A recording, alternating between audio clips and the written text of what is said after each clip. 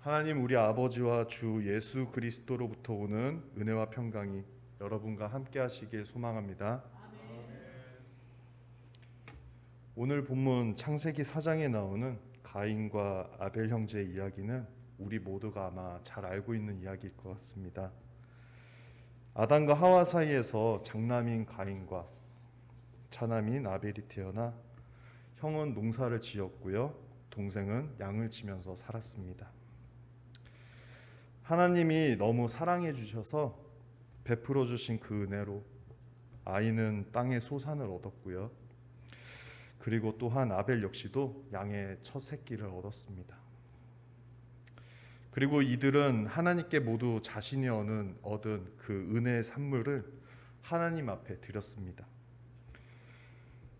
그러나 하나님께서는 오늘 본문에서 함께 읽었듯이 가인의 제물은 받지 않으셨습니다.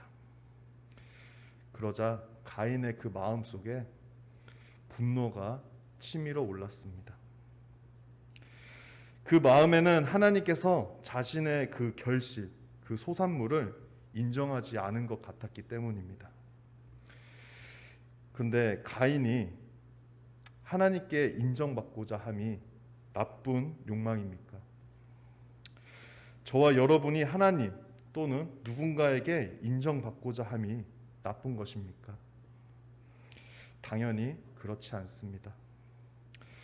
문제는 잘못된 방법으로 하나님께 인정받고자 했다는 데 있었습니다.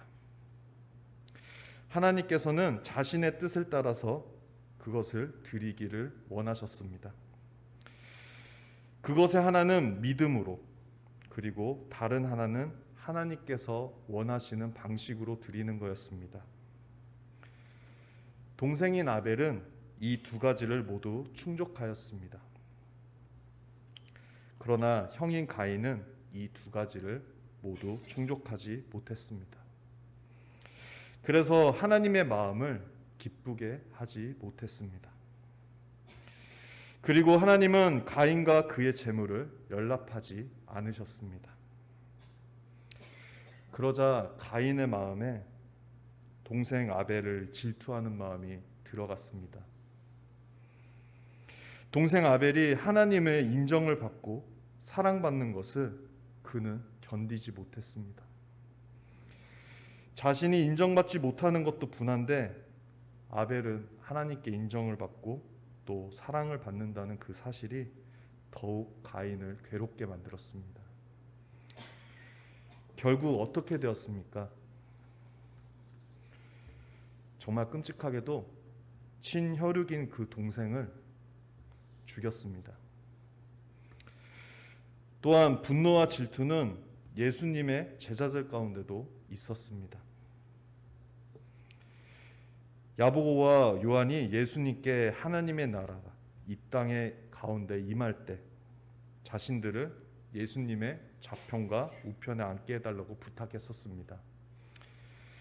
이때 함께 제자들이 같이 있었는데요, 모든 제자들이 이 이야기를 듣고 분노했습니다. 이처럼 우리는 시기, 질투, 분노를 잘 극복해야지 우리의 사명을 이어갈 수 있습니다. 왜냐하면 분노를 잘 다스리지 못하면 복음으로 생명을 살려야 하는 우리의 삶 가운데 어쩌면 고귀한 생명을 파괴할 수도 있기 때문입니다. 사탄마귀는 이 생명의 귀함을 누구보다도 잘 알고 있기 때문에 이것을 파괴하고 인간의 삶을 비참하게 만들고 또 초라하게 만들고 성장하지 못하게 만들고 싶어 하기 때문입니다. 하나님이 저와 여러분에게 베푸신 그 엄청난 그 은혜, 그 사랑을 어쩌면 이런 분노 때문에 파괴당할지도 모릅니다. 그래서 우리는 어쩔 수 없이 우리가 가지고 있는 이 분노의 감정들을 어떻게 다뤄야 할지 함께 살펴보고자 합니다. 먼저 첫 번째는 분노는 하나님이 인간에게 주신 감정이라는 것입니다. 분노는 모든 욕구들과 같이 하나님께서 인간에게 주신 감정입니다. 심지어 예수님도 성전에서 하나님을 이용해서 자신의 이익을 쌓아 올리는 그 장사꾼들에게 분노하셨습니다. 그러나 가인의 그 분노와 다르게 거룩함을 가지고 분노하시고 그 성전을 깨끗하게 만드셨습니다. 한마디로 분노를 다스리라는 것이지 이 분노의 감정을 말살시키라는 것이 아닙니다. 분노란 것이 죄가 되는 감정이 아니기 때문입니다. 어린아이와 같이 신경질적으로 분노를 발산해도 된다, 이런 얘기가 아닙니다. 하나님은 분노하셨을 때 하나님의 성품을 잃지 않으시고 분노하셨습니다. 그래서 이 분노라는 것도 잘 다스리고 잘 사용하면 그것으로 우리의 죄나 이런 흠 같은 부분을 방어할 수도 있고 보호할 수도 있습니다.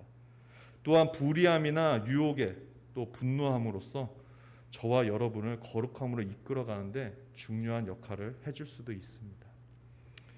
두 번째는 분노는 큰 힘을 발휘한다는 것입니다. 분노를 다스려야 함은 거룩한 하나님의 일에 사용하기 위함입니다. 마틴 루터 역시 나는 분노함으로 설교를 더 잘하고 기도를 더 하게 된다라는 이야기를 하고 다녔다고 합니다. 마틴 루터가 죽음의 위협 속에서도 종교 개혁을 실행할 수 있었던 것은 분노의 힘을 잘 다스리고 거룩한 하나님의 일에 활용할 줄 알았기 때문입니다. 예수님께서 거룩한 분노를 가지고 성전에서 장사치들을 몰아내어 깨끗하게 하셨듯 마틴 루터의 분노는 구교에 썩어진 그런 관습들, 그런 나쁜 것들을 청소하고 구교와 신교가 더욱 하나님 일을 올바르게 행할 수 있는 그런 것을 해낼 수 있는 힘의 원동력으로 사용했습니다. 마지막으로 분노는 하나님의 선한 목적을 위해서 사용하는 것입니다. 우리에게 주신 그 분노라는 감정은 우리의 감정을 다스리고 그 힘을 선한 목적에 사용하는 곳에 있습니다. 분노라는 것은 집중이라는 힘을 냅니다. 분노하였을 때는 다른 감정보다 그 분노함에 몰입하는 경우가 있습니다. 그래서 사리분별을 잘 못하게 되는 것 같습니다. 뉴스에서 사건 사고를 보면은 분노해서 순간적으로 일어나는 것들이 많기 때문입니다. 가인 역시도 조금만 생각해 보면 동생을 죽일 일도 아니었습니다. 자신의 인정받음과 자신의 의를 위해서 그것 때문에 분노를 해서 그 분노에 몰입하고 집중되어서 매여게 되어서 동생을 죽이는 일까지 생겼습니다. 가인과 아벨의 일을 보면 자신을 위해 또 타인을 위해 분노함은 사탄마귀에게 먹이를 던져주는 격이라고 볼 수가 있습니다. 그러나 하나님의 선함과 그분의 목적을 위해 분노함은 그 열매가 하나님의 의로움이 되시고 하나님의 영광이 됩니다. 바로 우리가 잘 알고 있는 다윗과 골리앗 이야기에서 이것을 볼 수 있습니다. 이스라엘 백성 다윗은 블레셋과의 전투에서 적의 장수 거인 골리앗을 이김으로 전쟁에서 승리를 이끈 그 사건, 우리 모두가 잘 알고 있을 것입니다. 적군인 블레셋은 이스라엘 군대에게 40일이나 하나님을 욕하고 조롱하였습니다. 전쟁에 참여 중인 다윗의 형 엘리압과 비롯해 이스라엘 군인 중 어느 한 사람도 블레셋 군대의 거인 골리앗의 위험에 한마디도 못했습니다. 그런데 어린 다윗이 이스라엘 군대와 하나님을 욕하는 블레셋 장수를 보며 그 골리앗을 보면서 매우 분노하였습니다. 이스라엘 군대 그 누구도 덩치 큰 골리앗 앞에서 심히 두려워서 그 앞에 도망만 하였고 아무 말도 못했습니다. 그러나 아무리 덩치 큰 거인이라고 하지만 골리앗보다 더 큰 하나님, 골리앗보다 훨씬 강하신 하나님이 지키신다고 생각하는 사람은 다윗 말고는 이스라엘 군대에 한 명도 없었습니다. 그 누구도 골리앗보다 더 크신 하나님에 대해서 이야기하는 사람이 한 사람도 없었습니다. 오로지 눈앞에 보이는 골리앗에 대해서 두려움만 이야기했습니다. 다윗의 친형 엘리압 역시도 마찬가지였습니다. 심지어 다윗이 하나님을 모욕당할 때 왜 저 골리앗을 싸우지 않고 다들 가만히 보고 있냐고 이스라엘 군대를 헤집고 다니면서 사람들에게 물었을 때 형인 엘리압은 골리앗에 대한 자기의 두려움을 갖추기 위해서 다윗에게 분노하고 화냈습니다. 조용히 하라고. 누가 봐도 다윗이 화를 내며 엘리압인 형에게 분노하여도 할 말이 없는 상황입니다. 그런데 다윗은 참 은혜스럽게도 형인 엘리압에게 분노하지 않았습니다. 또한 이스라엘 군인들과 형제들에게 분노하거나 그들을 탓하거나 다투지도 않았습니다. 그는 그저 골리앗을 향해서 성스러운 분노만 품었습니다. 하나님을 모욕하는 골리앗을 향해 거룩한 분노를 돌팔매에 실어서 날렸습니다. 하나님을 위한 하나님의 그 선하심을 위해서 날린 그 돌팔매는 골리앗을 쓰러뜨렸습니다. 정말 강해 보이던 그 블레셋 군대를 무너뜨렸습니다.